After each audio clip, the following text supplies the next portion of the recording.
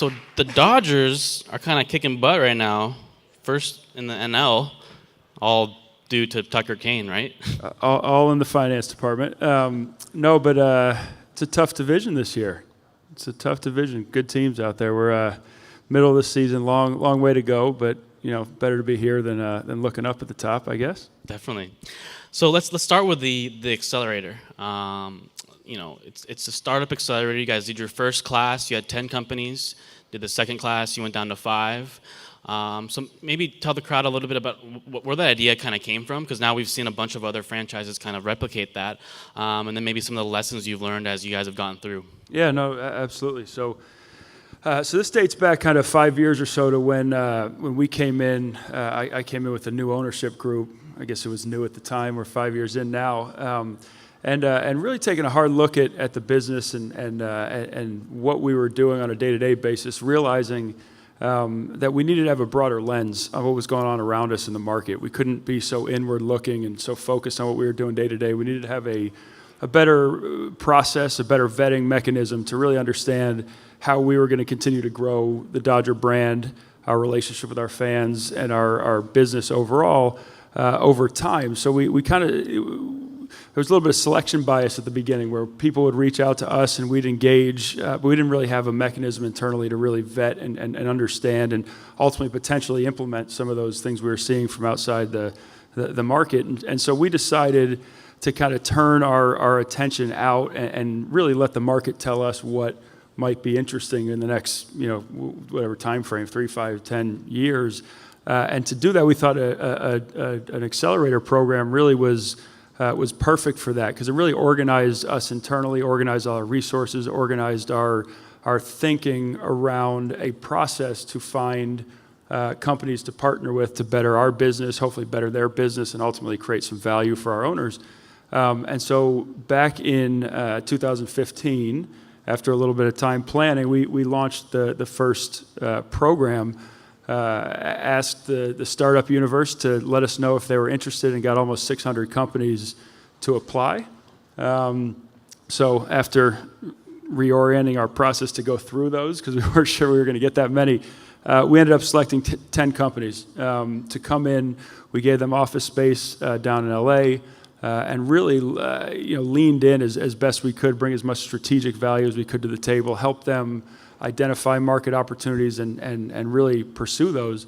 And what we realized in that instance was that our individual, kind of organizational value that we thought we could add was a little maybe later stage than really early. So we had a couple people in the program with ideas and trying to get them off the ground, all the way up to post-Series A type companies. And we realized that was probably the part of the market where we could be most impactful, where people were ready for scale.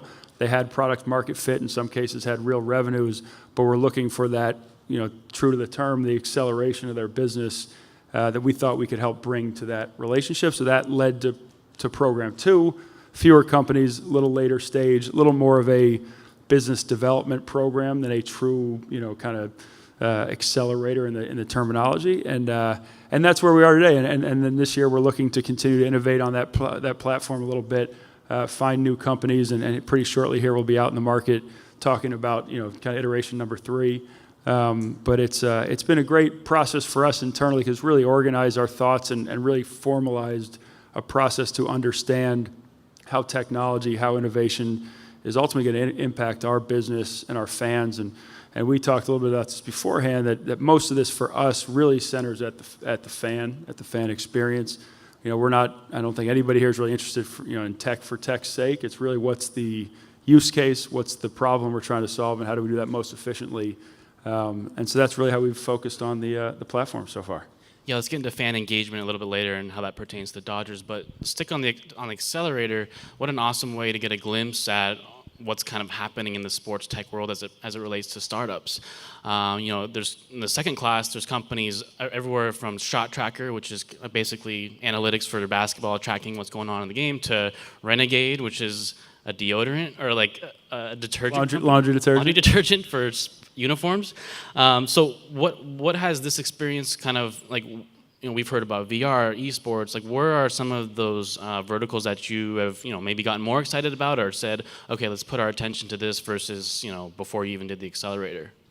Yeah, one of the things we were pretty intentional about was not overly specifying what we were looking for. And again, I think it's a comfort in knowing what you don't know and realizing that there are other people out there, very smart, talented people working on problems that you may not know you may have on the come, whatever it may be. So we wanted to be very open with it, and where we found these interesting opportunities where we think that the combination of the company, the opportunity, or the problem they're solving, and our network can really come together and create value. And so you're right, we focused a lot on automation, on production automation, on content automation, on a variety of things that we think will help actually take top-level sports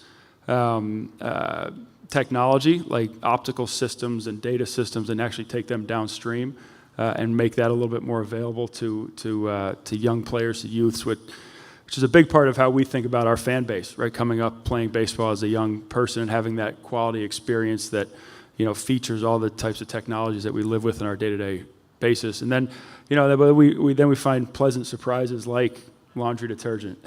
I never thought when we started our sports tech accelerator we would have been talking about laundry detergent, but it was a technological advancement that was made in the chemistry of laundry detergent that solves a real problem. And they have partners like Under Armour now that have these issues that need to be solved for their customers, and we saw that opportunity and took a shot, and they're doing pretty well. The opportunity of stinky uniforms. Tech's helping a lot. So what advice would you give, I think there's a lot of entrepreneurs here that are just starting with their sports tech startups, or maybe they're later stage and maybe a better fit for the accelerator, but you've seen and you met so many of these entrepreneurs. What would you advise someone who's just trying to get into this space and start a company? Yeah, I mean, I think it really comes down to a laser target focus on the problem you're solving, right? I think anybody, we've all, at some level, regardless of your job, you're a salesperson, right? You're either selling a customer, or you're probably selling your boss, or you're selling somebody.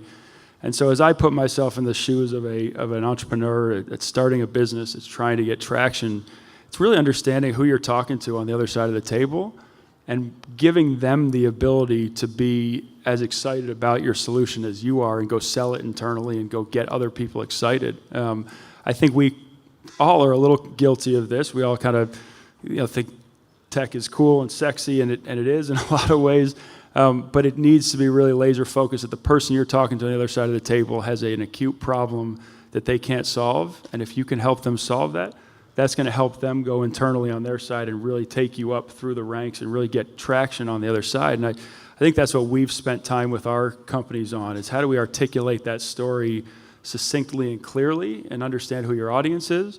And clearly, at the end of the day, the tech should probably work, so we should make sure we start there. But I think ultimately it becomes a kind of a question of how do you gain traction, how do you gain buy-in, and as the CEO or the business development lead or whatever role, or even the tech lead, it's kind of evangelizing that product to whoever's in front of you and making sure you're kind of paying that forward a little bit to get yourself in a position where you can gain the traction that everybody's looking to gain. Even if you have the right solution to a pressing problem, I feel like for a lot of sports tech entrepreneurs, it's hard to get in with leagues, with the big time leagues, and with the teams, just because of rights issues or what have you. So we had an interview, and you mentioned that this accelerator model is going to be a fabric of every sports team. Do you still believe that? I do. I just think it has to be a part of what people do, whether you formalize it in an accelerator program or not. I think every organization realizes that innovation will be key over time, and innovation can take a number of forms and shapes. It doesn't have to be a mobile app or a piece of technology specifically. It could be an operational change, whatever it is. But again, I think it goes back to solving a problem, right? I mean, if you come to me with an issue that's not really an issue, yeah, it's marginal, it could be a little bit better, it's just going to be hard to get me excited to move, because I hear a lot of these things. So I think it's identifying those conversations. If you think, hey, I'm just going to go to the NBA and get them to buy my technology, I'll just take a meeting and they're going to love it, like, it's going to be a tough way to crack that code. But I think the advent of all these programs and all these conferences and all this thought process is opening people's minds. It's about creating the right relationship and identifying the right person, in my mind, to start the conversation and then let that go from there. And speaking of relationships, let's get into fan engagement a little bit. It's kind of been a similar theme to on the other panels. We'll hear from Al Guido, the 49ers president, who can get into this a little bit. But how do the Dodgers think about fan engagement? I mean, it's almost a buzzword these days with a lot of the tech companies. What does that mean to you guys, and what are you doing? What technology are you using to, increase that engagement and, bring your fan closer to the team, really? Fan engagement's all we do. Right, I know it's a buzzword, but it really is all that we do. Is we're trying to find a way to deliver content to people that are excited about it, and hopefully they engage in it. And the nice thing about our business is there's just a multitude of ways to do that. Right, you get them into the building, you put a team on the field that's exciting, and that might engage them at some level on a kind of a basic level. And then I think our job as sports franchises and leagues and technology providers is to provide enhancements to that experience in the context of how people want to experience that experience, right? So baseball is a really interesting sport. You hear a lot of talk about it's getting older and it's slow and we're not, but in our mind, there's some really interesting discrete moments in every single game where you can reach out and touch a fan who we all do it. We all sit at the game with our phone in one hand and whatever you're probably drinking in the other hand. And so there's that opportunity. It's there, right? And so how do we grab that opportunity and to deliver a piece of content or a opportunity to engage or a social interaction or a piece of information that's going to move that customer, that fan, along with the game?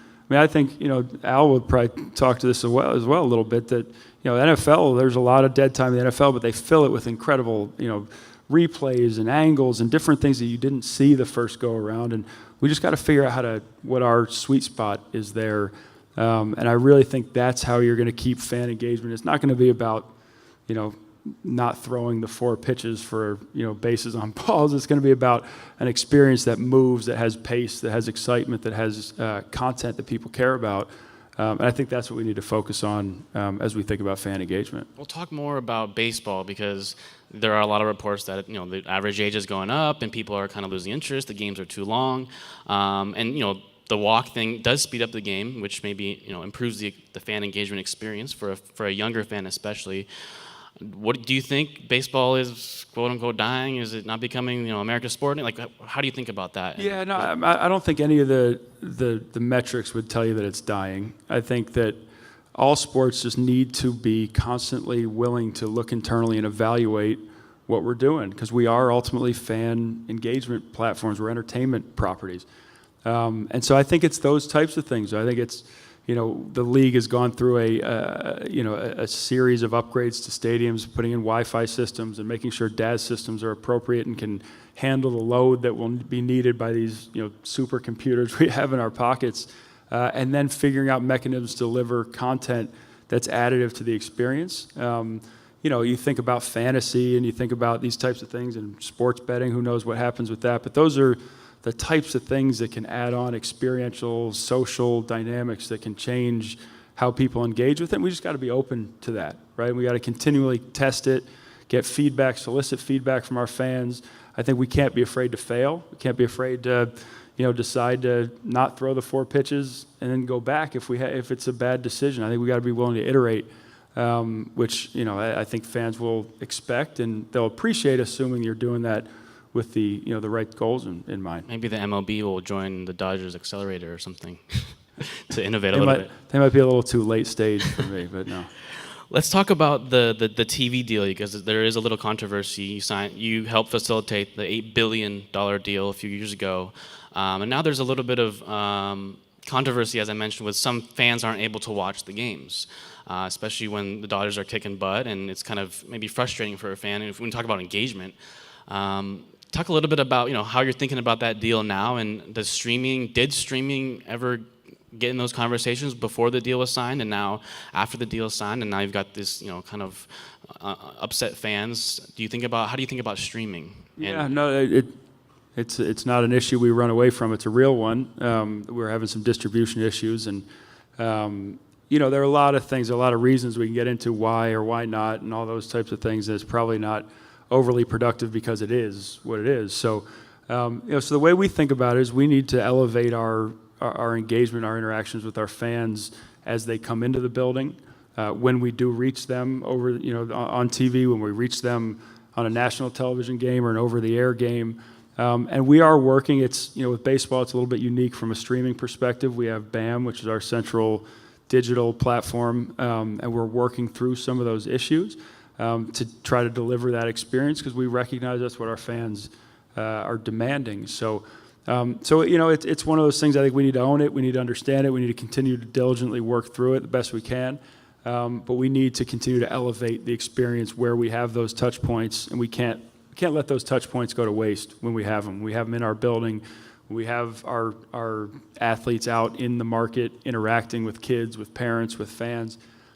So it elevates that responsibility even a little bit more already than as important as it already is. But all those pieces are things we constantly evaluate and work on every day.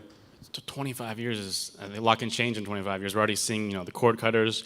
How do you think about? Do you think like a Facebook or an Amazon one day is just gonna have like I can tune in and watch the Mariners game on Facebook immediately, maybe paying $1 to see the game? Like, do you envision those kind of models kind of coming to fruition at all? Yeah, I think we're already seeing some of that, right? We're seeing people test distribution channels, understanding how they can be monetized, how they can augment or replace over time the traditional linear television model. But I think those are all on the table. And the exciting thing for us, yes, we have a long-term deal, but we also own the content, right? We can really drive where that content is distributed and really work through some of those dynamics as the market continues to change. But it'll be an interesting piece to watch. I think we were already all reading some things about certain teams or owners that are willing to kind of take a shot at some of that direct-to-consumer, over-the-top distribution model, and we'll be watching very closely. And all the cable providers will too, right? They're all thinking about their digital platform, their digital presence, how they're distributing, what happens to the bundle over time. I don't think that we have a view that as it unbundles, that's necessarily a great thing for the consumer. I think it's still providing really high quality content, but just through the right mechanism, the right pipes, if you will. Got it. And as CFO, you have a really inside look at the finances of the Dodgers. Have you seen technology and investment in tech grow rapidly, slowly, and then looking ahead maybe 2, 5, 10 years, is tech going to be a big part of the balance sheet, or how do you kind of see that playing out? Yeah, it's definitely accelerating. And, I think that as we go back to our original point on kind of being targeted with a problem solving, hopefully we don't intend for it to add a ton of incremental costs without driving value or creating efficiencies or being able to pay for itself over time. But I think you'll find different teams have different risk appetite for technology. And, we've done it both on the business and baseball side. We've really invested heavily, but I think it's just another kind of tool in your arsenal, right? Is you need to have on the baseball side, as an example, you need to have scouts, you need to have coaches, you need to have player development, you need to be hands-on, but you need to also have analytics and advanced statistics and all these different injury predictions and data capture mechanisms that. It's just all a piece of the puzzle. I don't think any one part can be necessarily or will ever be the silver bullet. But I think we're going to continue investing in it as it shows returns and as it shows opportunities for us to continue to grow our business. Got it. And any questions that anyone has? I've got one more, but if anyone wants to hop in. So we got Russ D'Souza coming up next, SeatGeek co-founder. How do you see the ticketing universe changing over the next couple of years? I mean, even in the last couple of years, I've used Game Time is a pretty popular app, and it's very easy, just 2 buttons and I'm in. So there's the consumer side of it, but also on the team side in terms of distribution and open ticketing platforms. How do you have any predictions on that, or like? Because right now it seems Ticketmaster is obviously one of the behemoths, but do you see that being disrupted at all? Yeah, well, I mean, I think. Our general perspective is, to use a cliche, fish where the fish are, right? So, we clearly have a piece of content that we own and control and need to make sure we don't lose that over time.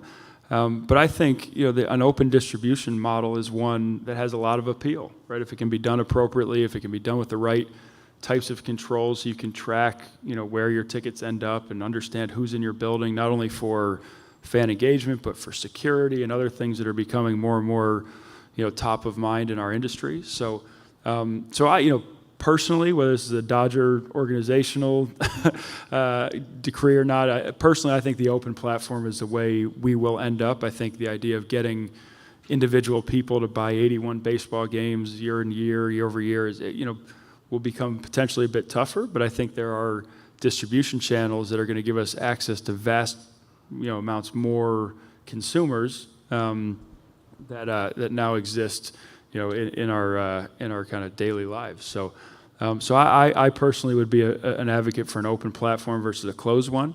It's just really at some point, the control needs to come back to the rights owner so that you can really understand and manage that fan base. But as it relates to the front end, I'm a proponent for an open system.